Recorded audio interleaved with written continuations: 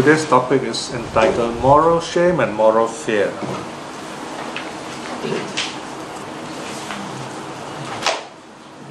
In Pali, they're called Hiri Potappa. Hiri Potappa. In Sanskrit, it's pronounced as Hri. You might hear some of these Indian movie stars, isn't it? Hri, H-R-I. Pali is Hiri. Okay? Moral shame, moral fear. They are called the guardians of the world, loka pala, okay? Or guardians of society, if you like. Why is moral shame, moral fear so called? Well, our practice of precepts is about moral shame, moral fear also, especially moral shame. But very simply, you can remember moral shame is more like we respect society. Okay, for society to be possible, we must have moral shame. But this is different from the Chinese idea of shame, which we'll look into in a moment. Moral fear more has to do with karma. Okay, in other words, we do not want to break the precept, for example, because we do not want karma to create bad karma. Okay. Now, why are moral shame, moral fear called world protectors? How do they protect the world? How do they protect society? For society to be possible, there must be respect for each other. To a certain level, there must also be respect for the law. Okay? Of course, if we are good people, we don't have fear for the law. We respect the law. We know the law also protects us. But for the criminals, they fear the law, right? So you see that the law is like precepts, and justice is like dhamma. Okay? People may escape the law, but justice somehow will work by itself. Anyway, here we're not talking about the legal system, we're talking about our own practice. So, for society to be possible, okay, let me read to you a passage from the sutta. Will be much better here, just to show you the importance of it. Okay, look at page 32.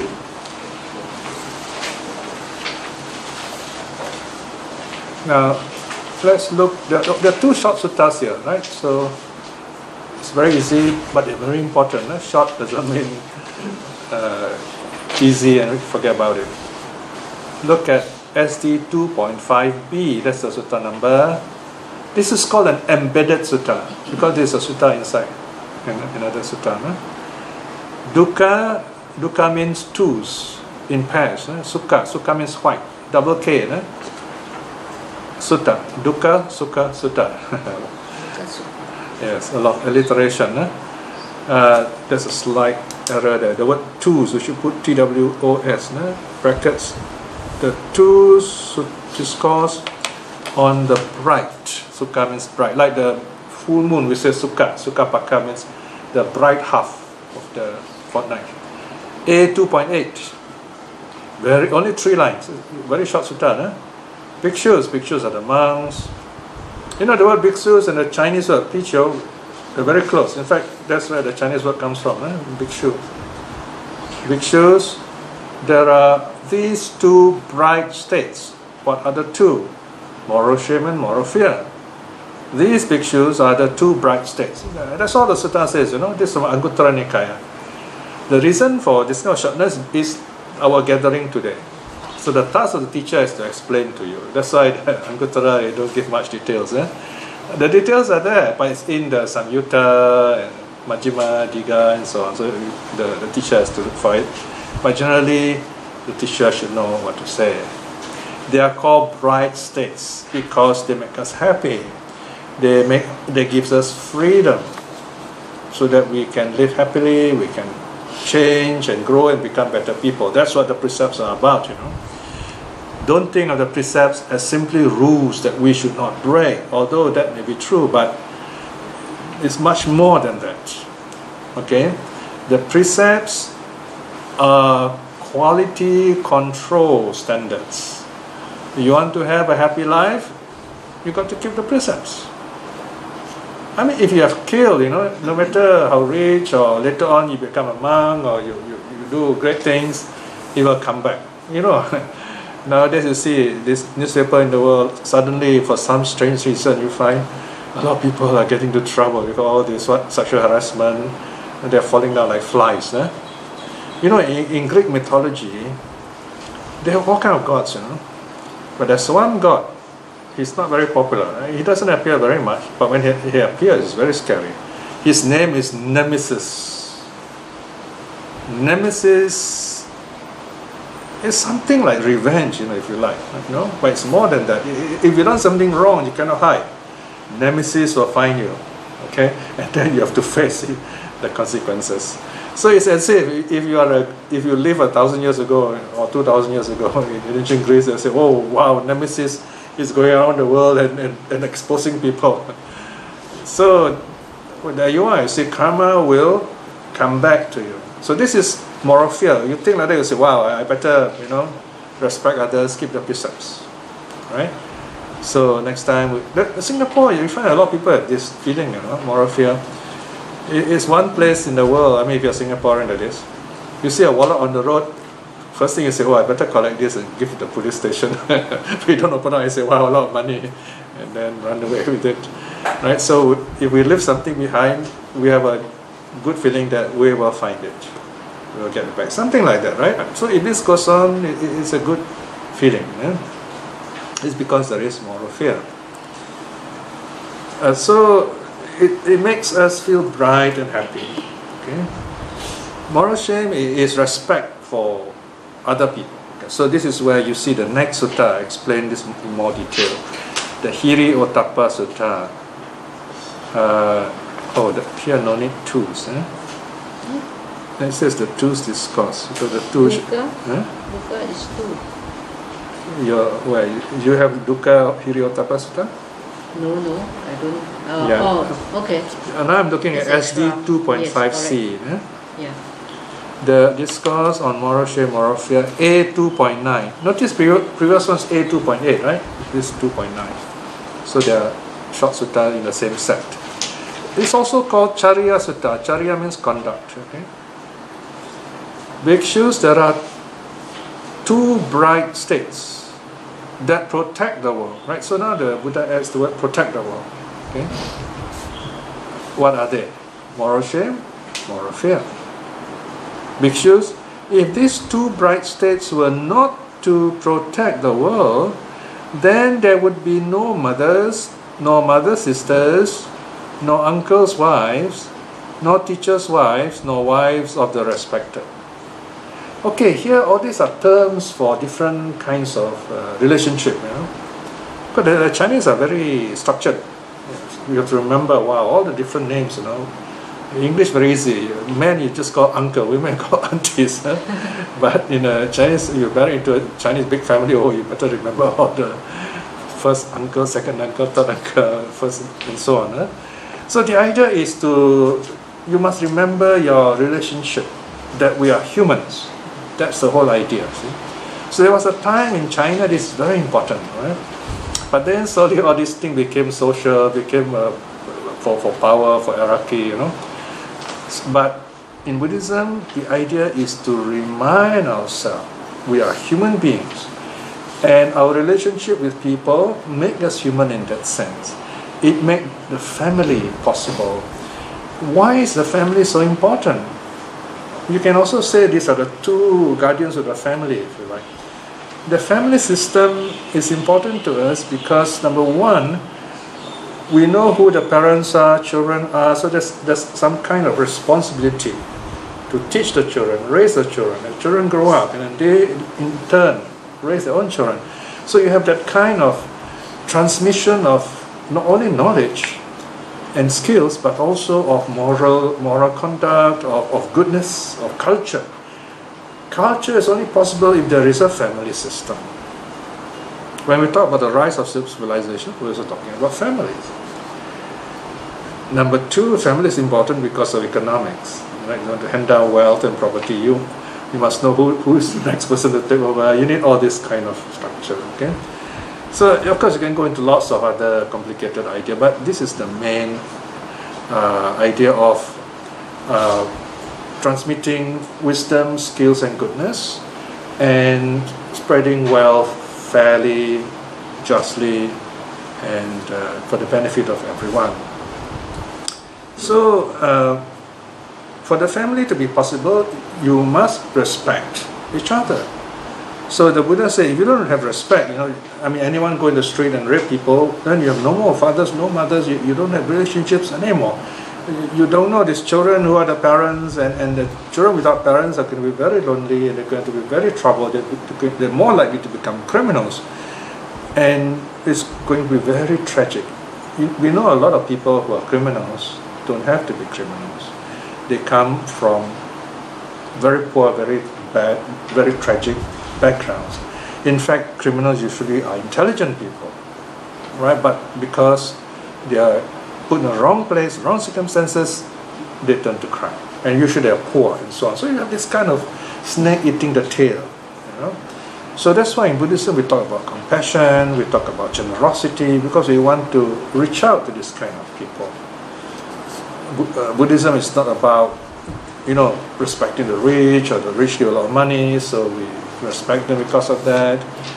Although that is happening, but it's wrong. We should not do that, right? We should look around. When you go to a temple, there are always people there who want someone to talk to. We always forget that. You go to the temple, you see people don't smile. That's terrible.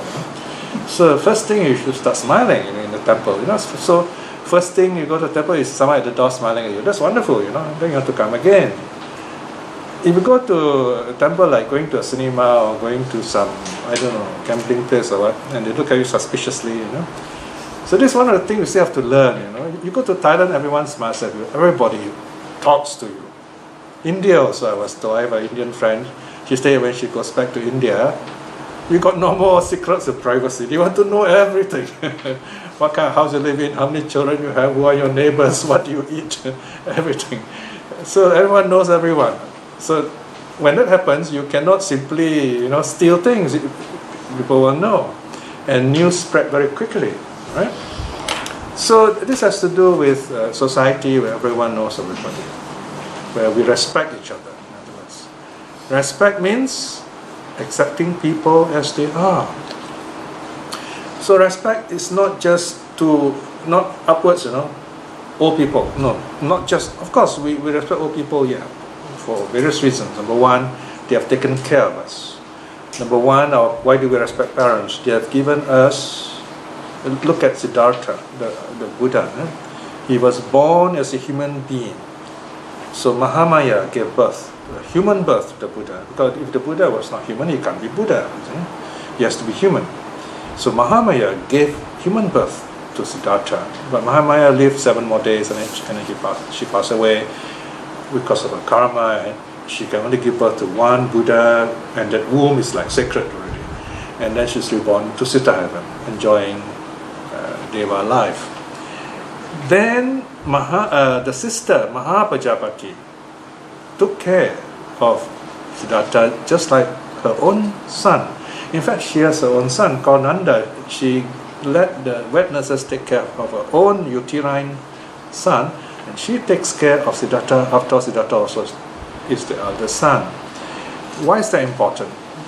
Mother and father's love from year 0 to 7 at least humanizes the child, makes the child human.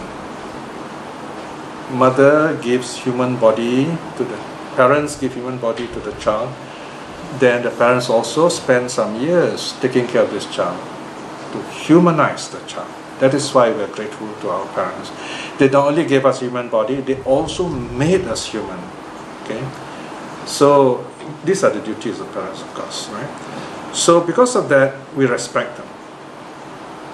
You notice in English you say in respect to something. That means in regard to something. We regard something. So we regard people. We respect old people. Some people are very old. We know they don't have many more years to live, so we really take good care of them. Recently there was a very moving article in the newspaper. This man, he has been helping a lot of people, and he himself got very sick, some kind of cancer, and he knows he's going to die. A lot of people know he's going to die. So he's living in this like a home, Hospice.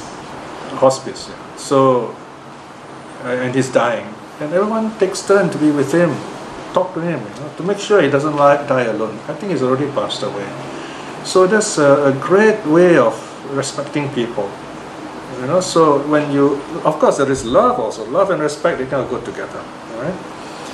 So to respect someone means to look at this person for what he is. We respect children also. Say if a little child comes running around here while we are studying sutta, we don't scold him or beat him up. We just smile as well as a child. We don't get upset. Although we prefer, of course, the child will sit quietly somewhere, someone take care of the child. But that's what we do. The Buddha was very young when he got enlightened. He was 29. 35 No, he left home at 29. Then he became Buddha at 35. Okay, 6 years later. And then this king, Pasenadi, also 35 years old, comes to meet the Buddha. King Pasenadi meets. They're both the same age, No. So Pasenadi look at the Buddha and say, "You're so young, Are you sure you're enlightened? Are you sure you're a teacher?" The other gurus are all very old. The 6 gurus, 6 teachers. So the Buddha says, "Oh king, there are certain things you should not look down on them because they are young. You must respect them. Number 1 is fire. Number 2 is a snake. Number 3 is a prince. Number 4 is a monk. The fire is very small. You say, oh, it's just small fire, nothing. But you turn around, this fire will burn the whole house down, burn the whole village down. So you must respect, even tiny fire, but be very careful. A small little match drop in San Francisco, in California or Australia even now. A lot of places now, you get this forest fire. Terrible, What about, what's the second one? Snake. A snake, small snake. You say, oh, it's a small snake. Don't bother. It becomes a big cobra, very poisonous. So you got to keep away. You got to respect. It's like, oh, it's a snake. The Indians have deep respect for snakes anyway. And then number 3 is a prince. A prince is very young and behave very childishly. You scold the prince. One day the prince becomes a king. You remember you're in trouble, right? So this one, the Buddha is hinting to the king also. Say, you know this, right? When you're a prince, people respect you. Finally, a young monk. He says, well, why should you respect a young monk? Because one day you grow old, you become wise. And if you disrespect him, you create bad karma, So it's kind of like a gentle warning, Anyway, the king was easily convinced. In fact, King Pasenadi is a very close friend. He's the most devoted to the Buddha, So there you are. They respect each other. In fact, King Pasenadi respects the Buddha so much, he didn't conquer the Sakyas. Because this was a time when there were 2 big kingdoms in central Gangetic plain, the plain where the river Ganges flow. 2 big kingdoms. One is ruled by Bimbisara, the kingdom called Magadha. He conquered quite a large area. And then the other one is called Kosala, Pasenadi.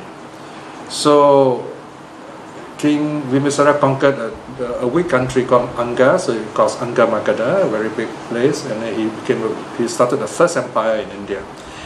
He also extended his power by marrying the sister of the next door king of Kosala. So the king Pasenadi is his brother-in-law. Right? So then there is peace. So you imagine 2 countries connected by what's called state marriage. So you have these 2 countries, very powerful, the area where the Buddha moved around, At the same time, kings are also conquering, they want to, secede or take over other smaller tribal republics. There are small little tribes all around, and the Sakyas were one of the smaller tribes near the mountains. So I've written a kind of a study on this. I won't go into details now. So basically, King Pasenadi doesn't want to conquer the Sakya because he respects the Buddha very much. So he asked someone from the daughter of the Sakyas in marriage. So he married this woman, and by that marriage, the Sakya also came under the control of the king indirectly without any fighting. So in that sense, the Buddha also is a Kosalan. He belongs to Kosala. So all these are found in the sutta. So this is very interesting arrangement where you see how even the king respects the Buddha, and because of respect there is peace. Right? So there is some kind of moral fear there because the king, or maybe moral shame towards, because he feels respectful of the Buddha. He feels terrible if he were to attack the Buddha's Sakyas. So that's on a bigger level. So coming down back to this, okay, let's look on here. Section 3 of the sutta again, about family. The bhikshus, if these two bright states were not to protect the world, then there would be no mothers, sisters, no uncles' wives, no teachers' wives. Here are layman teachers, like me, nor the wives of the respected. Instead, the world would come to confusion, such as there is amongst goats and sheep and fowl and pigs and dogs and jackals. So in other words, we are no more humans, right? So it is this world protectors that make us human.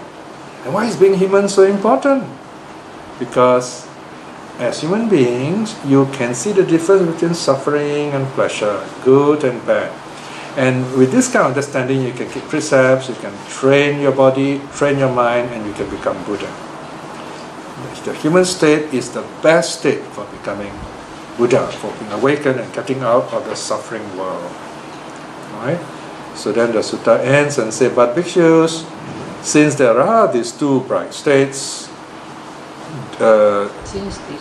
since these two bright states do protect the world, therefore there are seen mothers, sisters, uncles' wives, teachers' wives, and the wives of the respected. Alright, so summary again. Moral shame is how you think of others. You say, oh, if I do something wrong, my friends will laugh at me, look down on me, or my teacher, my friends in the temple will look down on me, and so on. Right? So that I can't face them. That kind of idea. Okay. So and that prevents you from doing something wrong. And then the other one is you have this opportunity to do something bad. You say, oh, I better don't do this. Let's say you're working, you're a lawyer, and then someone deposits 10 million with you. Wow, you just take the money, you can retire. But, in the Dhamma talk, the teacher said, nothing belongs to you. Don't take it. Nothing in the world belongs to you. Right? The world is not yours. Give it up. You can hear the voice, and that will save your career and life. Because some of these people, that one moment, just take one thought moment, they take the money, that's it, the end of the career already. They got to go underground already. They got to become subhuman already, not real human. And then they hear a siren, they get terrified. Is that the police trying to catch me? So that's not a very good way of living. Okay? So there you are. These are the two guardians of the world. They protect us, they protect society, they protect the family. So that we can sit happily here today and study the Dharma. Otherwise, it's not possible for us to gather in peace like this. It's because this country is peaceful. We can sit here safely in this wonderful house to study the Dharma. So this is called the two guardians of the world. Moral shame, moral fear. There are lots of other notes you can read on your own, especially before going to bed. If you can't sleep, read this. You wake up in the middle of the night, you can't sleep, read this. Don't start worrying, I can't sleep. Read this, and you'll fall asleep again. Guarantee. Okay? Alright. The goodness of the three jewels, let us send out loving kindness to ourselves, that we may be well and happy, that we will be blessed with good health and strength to study, practice, and realize the Buddha's teaching in this life itself, to become at least stream winning. And also, by the power of the three jewels, let us send out our loving kindness to our loved ones, to people who are practicing the Buddha's teaching, that they may find the truth in this life itself. And also, may all those who are lost, who are still seeking the way, find the right path in this life itself. May all beings be well and happy. Sadhu, sadhu, sadhu. Okay.